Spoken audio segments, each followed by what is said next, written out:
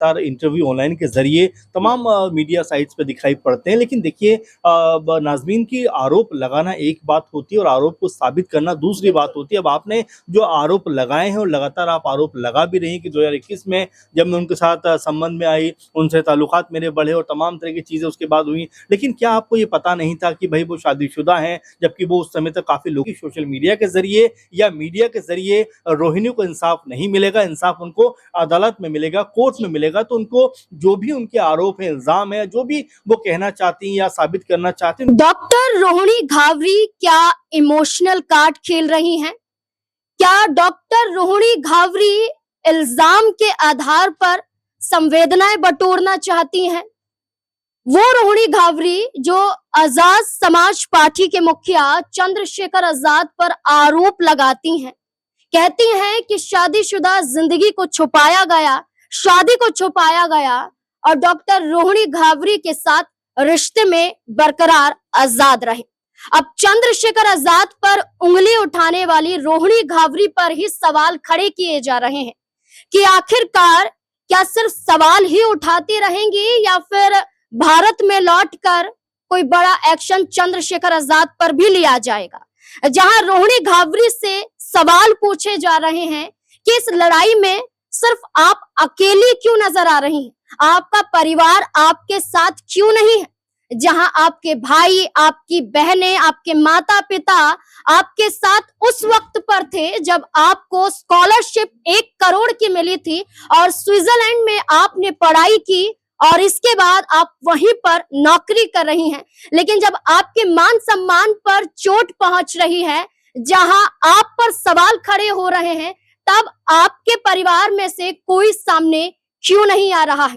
आप जरा देखिए स्क्रीन पर, जहां डॉक्टर रोहिणी घावरी का ये ट्विटर अकाउंट है, जिसमें इनके कवर पेज की बात करें तो वो खुद एक न्यूज़पेपर की कटिंग को लगाती हैं, जिसमें उन्होंने साफ लिखा है कि भारत के इंदौर के सफाई कर्मचारी की बेटी रोहिणी घावरी के बारे में आज हर कोई जानना चाहता है। रोहिणी ने हाल ही में संयुक्त राष्ट्र में राम मंदिर और भारत से जुड़े कुछ विषयों पर बेबाकी से जवाब दिया। उनकी स्पीच की चर्चा पूरी दुनिया में हो रही है, जहां वो ये एक अखबार के कटिंग को यहाँ पर लगाती हैं। इसके साथ साथ इनके कई इंटरव्यू भी सामने आए थे जब इन्हें स्कॉलरशिप मिली थी, जब ये बता रही थी कि ये गरीब परिवार से आती है, इनका पूरा परिवार एक ही कमरे में रहता है। इसके बावजूद इन्होंने संघर्ष किया, इन्होंने लड़ाई लड़ी और वो आज इस मुकाम पर है कि भारत का नेतृत्व करती हैं। यहाँ पर आपको एक और आर्टिकल दिखा दे जिसमें जिक्र किया जाता है कि वो दलित समाज से आती हैं। वो कहती हैं कि मेरी मम्मी अभी भी इंदौर के बीमा हॉस्पिटल में सफाई कर्मी है, पिता एक समाज सेवा के रूप में दिखाई देते हैं। इसके अलावा उनकी 2 छोटी बहनें हैं, एक छोटा भाई है, माँ तो सफाई कर्मचारी बताई जाती हैं। इसके अलावा वो ये कहती हैं कि दोनों जो छोटी बहनें हैं, एक तो डेंटिस्ट है और दूसरी लॉ की पढ़ाई कर रही हैं। इसके अलावा भाई इंजीनियर है और पिता को समाज सेवक बताती हैं। जहां रोहिणी घावरी ने चंद्रशेखर आजाद पर आरोपों की झड़ियां लगा दी, सोशल मीडिया पर लगातार पोस्ट करती रही। हमने देखा कि उन्होंने कई पोस्ट किए और इस पोस्ट के माध्यम से उन्होंने चंद्रशेखर आजाद पर उंगली उठाई कि आखिरकार उन्होंने चुप्पी तो तोड़ी, उन्होंने बोला तो ये व्यक्तिगत मामला है। इसके बाद 19 जून का एक पोस्ट है जिसमें वो लिखती हैं कि चंद्रशेखर आजाद ने दिल्ली में एक गुप्त मीटिंग बुलाई थी। इसके बाद रोहिणी घावरी एक भी पोस्ट नहीं करती हैं, कोई भी पोस्ट यहाँ पर लंबे समय से हमें दिखाई नहीं देता है।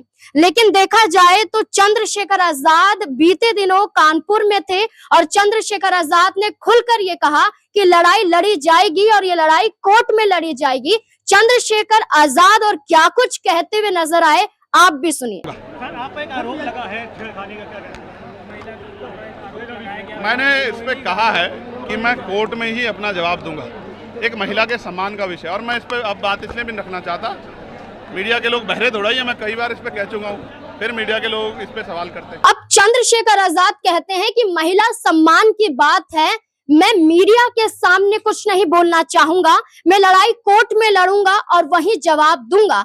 तो अब रोहिणी घावरी पर जो सवाल खड़े हो रहे हैं, पूछा जा रहा है कि अब आप खामोश क्यों हो गई हैं जब चंद्रशेखर आजाद बोल रहे हैं, तब तो आपने इल्जाम पर इल्जाम लगाए, आरोपों पर आरोप लगाए, अब ना तो परिवार आपके साथ नजर आ रहा है। ऐसा हमारा कहना नहीं है, बल्कि कई सवाल खड़े किए जा रहे हैं रोहिणी घावरी पर, और ये सवालों में पूछा जा रहा है कि आप अकेली क्यों स्विट्जरलैंड से सिर्फ वीडियो कॉन्फ्रेंसिंग के माध्यम से, वीडियो कॉल के जरिए मीडिया के कई लोगों से जुड़ती हैं, बातचीत करती हैं, या पोस्ट के माध्यम से आप सिर्फ आरोप लगाती हैं। आखिरकार आपका साथ कोई क्यों नहीं दे रहा है? तमाम सवाल इससे ही जुड़े हुए हैं, जानने की कोशिश करेंगे। मेरे वरिष्ठ सहयोगी अमन सर मेरे साथ मौजूद हैं।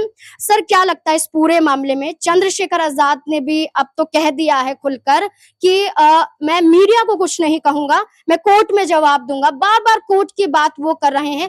अब रोहिणी घावरी चुप क्यों हो गई है? उन पर भी सवाल उठ रहे हैं, उनके परिवार पर भी सवाल खड़े हो रहे हैं। ऐसा हम नहीं कह रहे हैं, लेकिन कहा जा रहा है कि आप कह रहे हैं आपकी बहन लॉ की पढ़ाई कर रही है, पिता समाज सेवक हैं, तो आखिरकार क्यों चुप है पूरा परिवार? देखिए, रोहिणी ने जिस तरह के आरोप लगाए, तो उन आरोपों के बाद एक सिंपैथी के तौर पर लोगों ने उनका पक्ष भी लिया कि भाई जो चीजें हुई है गलत हुई है, नहीं होना चाहिए। आजाद को लेकर भी तमाम सारे सवाल खड़े हुए, और अब भी आप देखेंगे तो रोहिणी के लगातार इंटरव्यू ऑनलाइन के जरिए तमाम मीडिया साइट्स पे दिखाई पड़ते हैं। लेकिन देखिए, नाज़मीन की आरोप लगाना एक बात होती है और आरोप को साबित करना दूसरी बात होती है। अब आपने जो आरोप लगाए हैं और लगातार आप आरोप लगा भी रहे हैं कि 2021 में जब मैं उनके साथ संबंध में आई, उनसे ताल्लुकात मेरे बढ़े और तमाम तरह की चीजें उसके बाद हुई, लेकिन क्या आपको ये पता नहीं था कि भाई वो शादीशुदा हैं, जबकि वो उस समय तक काफी लोकप्रिय हो चुके थे, उनका काफी अच्छा खासा नाम हो चुका था। तो ऐसे में आप बिल्कुल अनभिज्ञ होंगी, ये सवालों के घेरे में कहीं ना कहीं आता है। और दूसरी बात, नाज़मीन 2024 में जब वो अपने ट्वीट करते हुए ये बात कहती है कि मैं नहीं चाहती कि उनका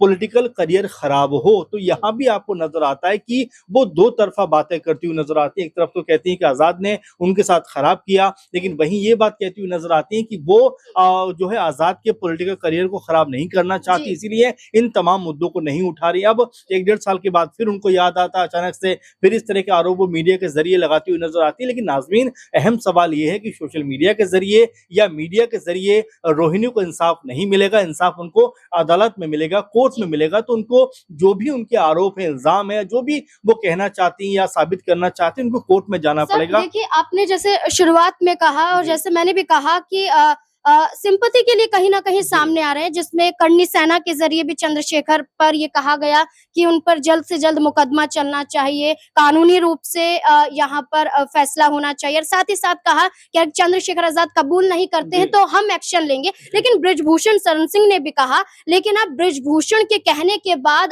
अब ये सामने आया है कि चंद्रशेखर आजाद ने ये भी कह दिया कि वो अपने हैसियत के लोगों से बातचीत करते हैं। तो क्या बृजभूषण को भी करारा जवाब दिया? देखिए, बिल्कुल, और आजाद इस पूरे मामले के ऊपर खामोश है। देखिए, हम ये नहीं कह रहे कि रोहिणी जो बात कह रही है वो गलत कह रही हैं, या जो आरोप लगाए हैं गलत लगाए हैं, ये अपनी जगह एक बात है। लेकिन दूसरी महत्वपूर्ण बात नाज़मीन क्या है कि अब जो आरोप आपने लगाए हैं उनको साबित करने के लिए आपको अदालत में आना पड़ेगा, और तमाम तरह का प्रोसेस है उसको कहीं ना कहीं फॉलो करना पड़ेगा। आप बड़े आराम से सोशल मीडिया के जरिए सिर्फ आजाद के ऊपर आरोप लगाकर जो है निकल नहीं सकते, बल्कि अब अगर आपने इतने बड़े आरोप लगाए हैं तो उनको साबित भी करना पड़ेगा, क्योंकि यहाँ से चंद्रशेखर आजाद की जो भूमिका है या उनका जो चरित्र है, कहीं ना कहीं उसके ऊपर सवाल उठते हुए दिखाई पड़ रहे हैं। और आपने देखा कि कल भी हम एक प्रोग्राम इसके ऊपर कर रहे थे, तमाम दर्शकों ने यही बात कही कि देखिए, जिस तरह के आरोप उन्होंने खुले प्लेटफॉर्म पे लगाए हैं, बेहतर होता कि अदालत में जाती, इसके ऊपर जो भी कार्रवाई होती वो होती हुई दिखाई पड़ती। लेकिन हो सकता है कि उनकी मंशा कुछ और हो, क्योंकि हमारे तमाम दर्शकों ने यह भी कहा है कि